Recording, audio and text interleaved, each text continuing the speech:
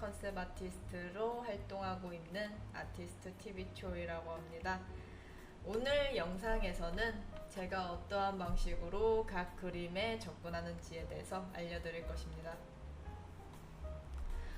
처음으로 인체 해부학에 대해서 얘기를 해볼 건데요. 대부분의 학생들이 가장 먼저 시작하기도 하고요.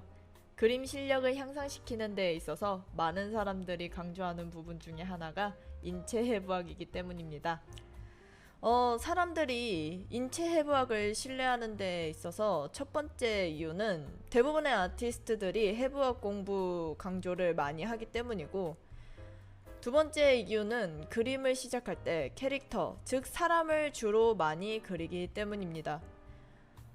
이러한 이유로 인체 해부학이 그림 실력을 향상시켜 줄 거라는 종교적이기까지 한 이 믿음은 많이들 가지고 계십니다. 그래서 아무 생각 없이 굳은 믿음 하나로 근육 공부로 접근하시는 분들도 많아요. 우리는 공부를 할 때 이유를 항상 생각을 해봐야 해요. 어떻게든 도움이 되겠지라는 생각은 비효율적입니다. 개인적인 아티스트 경험으로서 인체 드로잉의 좋은 점은 복잡한 형태를 단순하면서 복잡한 형태로 프로세스할 수 있는 습관을 기를 수 있다는 점이 있습니다. 예를 들어서 왼쪽에 있는 병의 이미지를 보면 단순한 형태의 실루엣으로 볼 수 있겠죠. 더 단순하게 그 형태는 여러 개의 원기둥으로 해석을 할 수 있고요. 오른쪽 이미지를 보면 사람의 형태가 있습니다. 병 모양에 비해서 훨씬 복잡하고 디테일합니다. 하지만 여기저기서 나뉘어서 보면은 인간 또한 약간씩 변형된 단순한 도형들로 해석할 수 있습니다. 즉, 인간을 그린다는 것은 복잡한 형태를 인식하고 단순한 것에서부터 복잡한 단계까지 해석할 수 있는 습관을 기를 수 있다는 것입니다. 이것은 전체적으로 사물을 관찰하고 이해하는 영역까지 가는 훈련입니다. 그렇기 때문에 인간 같은 복잡하게 생긴 형태를 그릴 수 있다면 또 어떠한 형태가 주어지더라도 형태를 빌드할 수 있는 준비를 할 수 있겠죠. 블로킹 아웃하는 프로세스는 선화뿐만 아니라 다양한 분야에도 응용이 가능합니다. 그리고 인간은 우리 자신이기 때문에 관찰을 할 수 있는 기회가 많고, 그림에서 형태의 오류를 범했을 때 빨리 오류를 수정하기도 쉽습니다. 그래서 인체 해부학을 접근할 때에는 단순히 근육을 외우고 묘사하는 데 초점을 맞추는 것보다 어떻게 형태나 근육을 응용 단계로 가져가고 이 과정에서 어떻게 관찰력을 기를지 염두하면서 공부하는 것이 좋습니다. 두 번째는 공간에 대해서 얘기를 할 건데요. 캐릭터를 그리는 것은 한 공간을 그린다는 것을 의미합니다. 캐릭터는 공간 안에서 여러 방향으로 부피를 차지하고 있습니다. 입체감 있게 잘 그려진 캐릭터는 공간을 설명해 줍니다. 종이 안에서 공간이 있어 보이는 것처럼 만드는 방법 중에서 투시법이 있는데요. 앞서 얘기한 것처럼 이 투시도에 곧바로 캐릭터, 즉 복잡한 형태를 올려놓는 것은 힘듭니다. 하지만 상자 하나 올려놓는 것은 쉽겠죠. 또는 단순한 도형들로 이루어진 치비 스타일의 사람을 올려놓는 단계로 가는 것도 쉬운 접근법입니다. 단순한 형태로 시작한 다음 근육이나 옷, 아이템들을 추가시키는 프로세스는 투시법을 적용시키기에 훨씬 편한 방법입니다. 물론 모든 형태를 투시도 안에서 정확하게 계산하기는 힘들어요. 상황에 따라서는 비효율적일 수도 있습니다.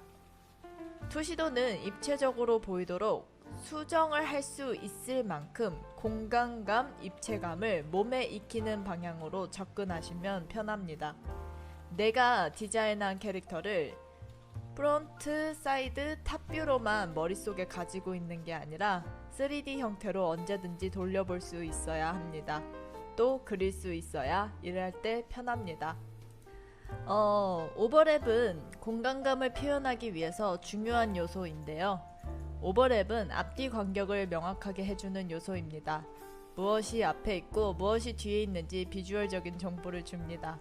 공간 안에 있는 사물이나 사람을 그릴 때 오버랩을 정확하게 넣어주면 앞뒤 관계를 만들어줄 수 있습니다. 근육의 펑션과 캐릭터 쉐이프. 근육은 특정한 운동에서 특정한 근육이 팽창하고 이완됩니다. 그 특정한 행동을 많이 하면 특정한 근육이 많이 발달되겠죠. 이것은 캐릭터 쉐입에도 영향을 미칩니다. 예를 들어 사이클 선수와 기계체조 선수의 근육 발달을 보면 많이 하는 동작으로 인해 근육이 발달이 다르고 전체적인 쉐입이 다른 걸 볼 수 있는데요. 사람들은 무의식적으로 캐릭터의 쉐입을 보고 성격이나 행동 방식을 유추할 수 있습니다. 캐릭터는 자신이 가지고 있는 월드빌딩 안에서 특정한 행동을 많이 한 결과로 쉐이프를 가지고 있습니다. 비주얼적으로 스토리텔링을 하는 건데요. 예를 들어 A는 첫인상으로는 덩치가 크고 힘을 좀 많이 쓸 것 같아 보이죠. B 캐릭터는 제스처와 쉐입이 좀 더 밀접함에 가깝습니다. 인체 해부학과 그리고 근육의 펑션과 발달을 고려한다면 스토리텔링이 가능한 캐릭터의 쉐이프를 만들 수 있습니다. 과장에 대해서 얘기를 해보겠습니다. 특정한 제스처에 이유 있는 근육의 발달이나 움직임을 더해준다면 그림의 생동감을 더 넣어줄 수 있습니다. 이 그림을 예로 들어보자면 괴물팔을 뜯고 있는 이 캐릭터가 등과 팔의 바깥 부분 근육을 이용하는 것을 강조했습니다. 상대적으로 엉덩이나 다리 부위에는 곡선을 쓰고 근육의 팽창을 줄여주면서 팔의 힘을 더 강조해줬습니다. 힘이 들어간 곳이 있으면 상대적으로 다른 곳에 힘을 빼서 강조를 해주는 방법인데요. 힘을 많이 쓴다는 정보를 주기 위해서 캐릭터가 제스처를 취할 때 모든 곳에 근육을 가져다 붙이시는 분들이 있는데, 물론 근육을 다 강조하면 힘이 많이 들어갔다는 정보는 전달할 수 있지만 효과적으로 제스처를 강조할 수 있는 방법은 아닙니다.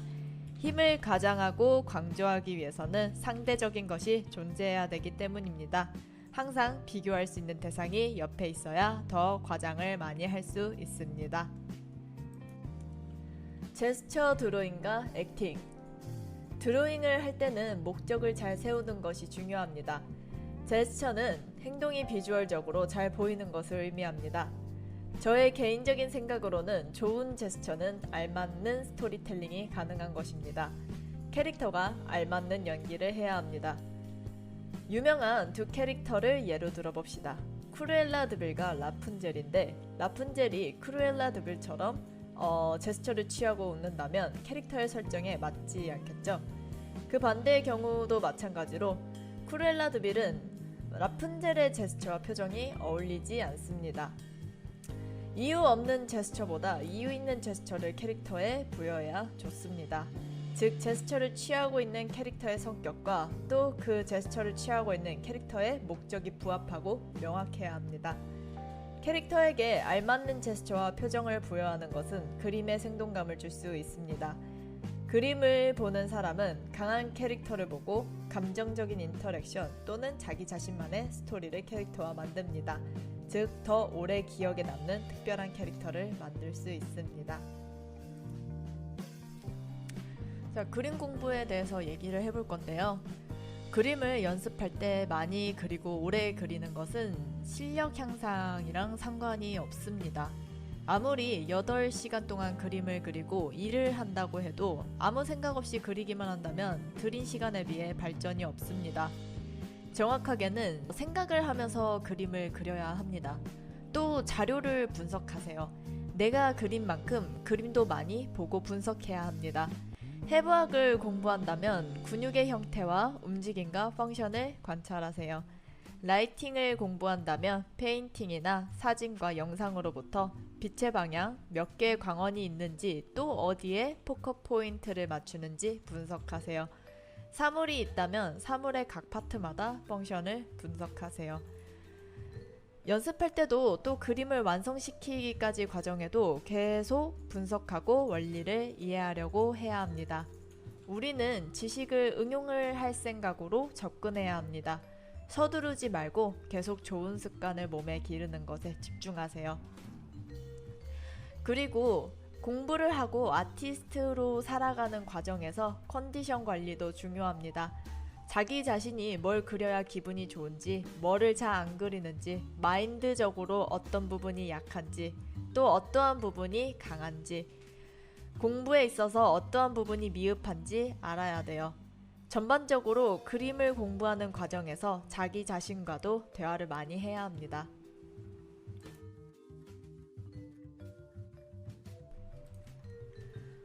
이렇게 얘기를 하면 제가 아트 커리어에서 인체 해부학을 많이 강조하는 것처럼 들릴 수 있는데요. 중요할 수도 있고 아닐 수도 있어요. 해부학을 디자인 요소에 접목시켜서 해석한다면 디자인에 도움이 될 수도 있습니다. 사이파이 디자인이나 메카닉 팔이라든지 신체 펑션을 디자인할 수 있고요. 개인적인 경험으로서는 디자인과 컨셉 아트를 할 때 인체 해부학을 공부함으로써 쌓인 형태감이나 인체 기능에 대한 응용력을 더 많이 썼던 것 같아요. 물론 무언가를 할 수 있는 것은 좀 더 다양한 일을 할 수는 있어요. 그리고 스킬적으로 형태를 빠르게 잡고 렌더링이 가능하다면 좀 더 디자인에 신경 쓸 수 있는 시간도 많아지겠죠. 개인적으로 캐릭터나 코스튬 디자인이나 게임 쉐이프 랭귀지나 액팅 컨셉을 한 경우가 많았는데 프로젝트, 컨텐츠, 또 팀마다 아트에서 중요하게 생각하는 요소가 다릅니다. 캐릭터 아트의 폴리시나 재질의 콜아웃 또는 이제 그림을 딜리버리하는 속도, 캐릭터의 퍼스널리티 또는 게임 플레이, 플레이어들이 원하는 후크 포인트를 골로 만드는 이제 팀도 있고요. 골이 다 달라요. 근데 다 중요하기는 합니다. 각자 아티스트들마다 팀에 배치되어 있는 이유와 강점도 다 달라요. 그리고 일부 맡은 일에 따라서는 많은 그림적인 스킬이나 렌더링이 필요하지 않을 때도 있어요. 물론 결과물은 좋아야겠죠? 내가 맡은 일 또는 하고 싶은 일이 스킬적인 요소가 많이 들어간다면 무언가를 안다는 것은 그냥 이제 내가 프로젝트나 이제 그 하는 일을 고르는 데 있어서 더 많은 이제 바리에이션이 생기겠죠. 인체 해부학에 대한 이제 중요도는 여러분이 어떠한 아티스트가 되고 싶냐에 따라 달라지는 것 같습니다. 유튜브 영상용으로 이제 짧게 7개로 간단하게 분류한 이제 영상인데요. 강의를 하면서 다양한 케이스의 문제를 가지고 있는 학생들을 많이 봤고 사람마다 다 공부의 접근법이 다릅니다. 그림은 딱 이렇게 공부해야 된다는 법은 없어요. 그 공통적인 법칙을 만들기에는 복합적인 요소가 너무 많습니다. 이 영상을 보시고 꼭 이렇게 하라는 것이 아니라 TV초이가 어떠한 생각으로 그림을 접하는지만 알아보는 영상으로 생각하시면 될 것 같습니다. 도움이 조금이나마 됐으면 좋겠습니다. 감사합니다.